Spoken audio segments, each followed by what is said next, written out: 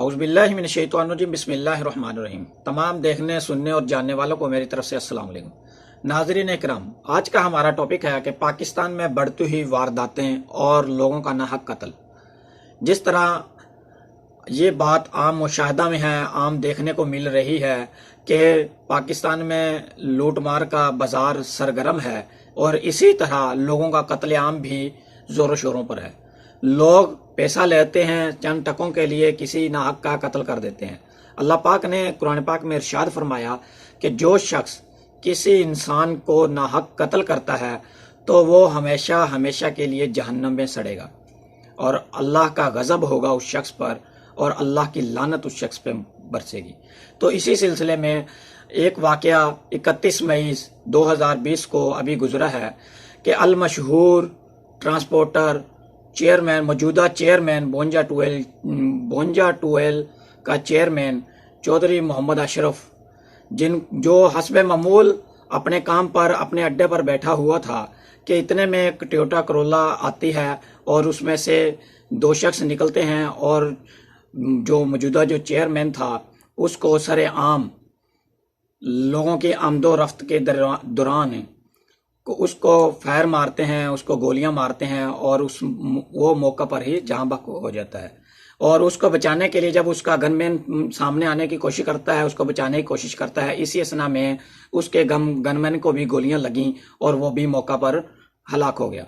तो नाज़रीन कराम, इसी सिलसिले में दो गुजरते हुए लोग भी जिनका इस ताल्लुक से, इस वाक़या से कोई लेना देना भी नहीं था, वो भी मुतासर हुए और वो भी जख्मी हुए। तो इसी सिलसिले में हमारे पास इस वक्त बैठे हुए हैं चौधरी मोहम्मद ताहिर साहब, जिनका उनके साथ एक अरसा दराज से उनके साथ इनकी दोस्ती भी थी, उनके साथ आना जाना भी था और इनका वो कज़न भी है। तो आइए इनसे बात करते हैं कि चौधरी मोहम्मद अशरफ चेयरमैन, उनके हालात ज़िंदगी कैसे थे, लोगों के साथ उसका रवैया कैसा था और अब उनके जाने के बाद लोगों को उसकी कितनी कमी महसूस होगी, आया कि उसके जाने के बाद उसका वो खिला पूरा हो जाएगा या नहीं, इसके बारे में हम बात करते हैं। जी चौधरी साहब, तो उसके आपके लोगों के साथ कैसे ताल्लुकात थे, आवाम के साथ, लोगों के साथ उसका मेल जोल कैसा था? बिस्मिल्लाहिर्रहमानिर्रहीम। डॉक्टर साहब बहुत नाइस आदमी थे। डॉक्टर साहब इतने के नाइस आदमी थे, कोई गरीब आदमी के जाता था ना उसके पास जाके अस्सलाम वालेकुम जाके अपनी बात, डॉक्टर साहब बोलते थे मेरी बात ना सुनाओ, पहले बोलो खाना क्या है, पीना क्या है, चाय पीनी है, बोतल पीनी है, खाना खाना है, बात बाद में सुनाना।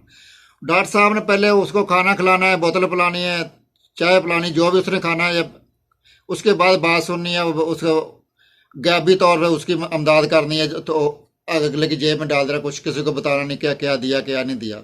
उसने भी उधर घर आके देखना है डॉक्टर साहब ने क्या दिया। काफ़ी घरों का चूल्हा डॉक्टर साहब की वजह से चलता था।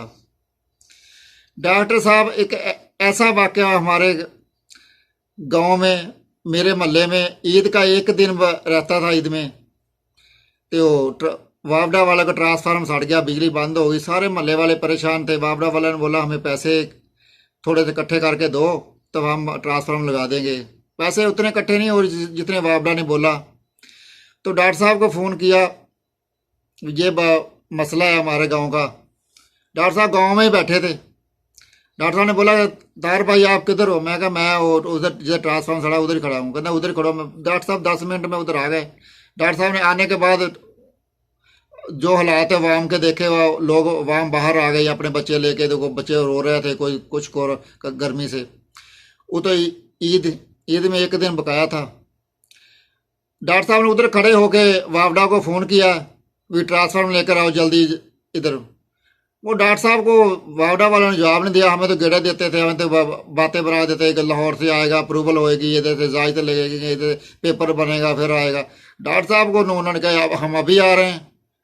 थोड़ी देर आधा घंटा गुजरा, 35 मिनट हुए, 35-40 मिनट तो वावडा वाले ट्रांसफार्मर लेकर आ गए। फिर उन्होंने बोला ये हमारे पास आदमी नहीं है ट्रांसफार्मर लगाने वाले, वो अभी ईद की छुट्टियाँ हो गई हैं। डॉक्टर साहब ने अपनी गाड़ी दी और साथ वाले गांव में 50 टूल में वो 2-3 वावडा वाले उधर आए थे। 2-3 वावडा वालों को उधर से अपनी गाड़ी में बिठाकर लेकर आया। तो जब सुबह का टाइम हुआ, 2-2:30 का टाइम, तो ट्रांसफार्मर लग चुका था और बिजली चल चुकी थी। डॉक्टर साहब इतने अच्छे थे, डॉक्टर साहब ने जिस दिन का डॉक्टर चेयरमैन बना है उस दिन की मशीनरी हमारे गांव में अल्लाह तूल चल रही है।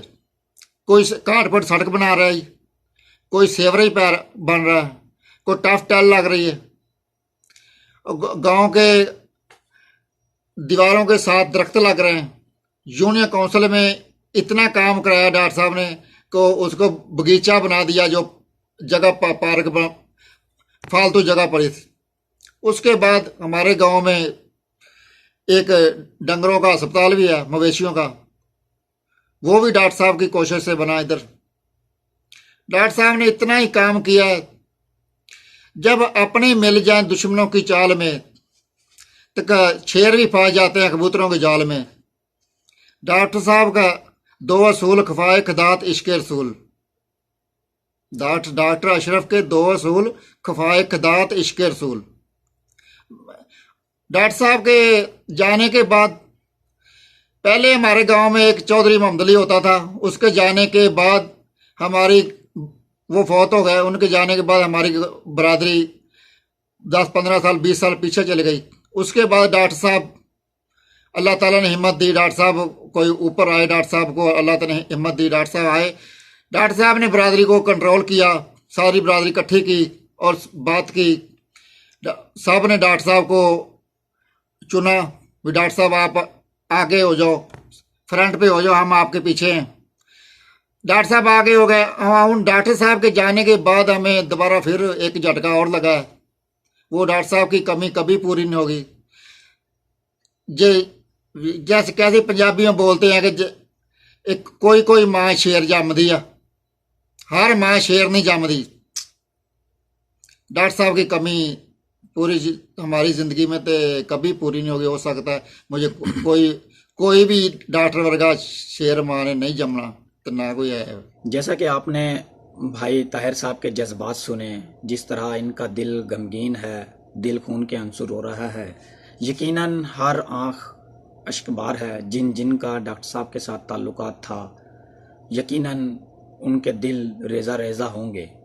तो हमारा हुकूमत पाकिस्तान और इस वक्त मौजूदा चीफ जस्टिस साहब और DPO काड़ा साहब से मुतालबा है कि जल्द अज जल्द आप डॉक्टर साहब के कातिलों को पकड़ें, उनको कैफरे करदार तक पहुँचाएँ। नाज़रीन इकराम, डॉक्टर साहब को अपनी दुआओं में याद रखना उनके लिए साले सवाब ही बेहतरीन उनका ज़रिया बख्शिश है। तो जाने से पहले आप देखें कि CCTV कैमरा में किस तरह वो कातिल सफ़ेद गाड़ी में आते हैं और डॉक्टर साहब पे हमला करते हैं और किस तरह गार्ड्स उनको बचाने के लिए कोशिश करते हैं। ये देखिए, एक गाड़ी आकर खड़ी हुई है और उसने डॉक्टर साहब पे फायरिंग की है और उनका गार्ड जल्दी जल्दी गाड़ी के पीछे भागने की कोशिश करता है। तो इसी असना में जो फायर है वो डॉक्टर साहब के लगता है और डॉक्टर साहब ज़ख्मी हालत में हैं और उनको बचाने के लिए उनके जो साथी हैं, जो गार्ड हैं, जो मौके पर मौजूद थे, वो दूसरी गाड़ी जो डॉक्टर साहब की खुद की है उसको जल्दी जल्दी बाहर निकालते हैं, जिसमें डॉक्टर साहब को डालकर हॉस्पिटल के लिए ले जाया जा रहा है। तो नाज़रीन इकराम, देखिए, ये इस तरह के एक नहीं हज़ारों वाक़यात हमारे पाकिस्तान में हो रहे हैं और हमें इन वाक़यात की रोकथाम के लिए कोशिश करनी चाहिए। हुकूमत को इन वाक़यात को रोकने के लिए कोशिश करनी चाहिए। हमारी दुआ है कि अल्लाह पाक डॉक्टर साहब और उनके अहल खाना और उनको अजीज़ व क़रीब को सब्र जमील अता फ़रमाए। डॉक्टर साहब को अल्लाह पाक जन्नतुल फ़िरदौस में आला मुक़ाम अता फ़रमाए।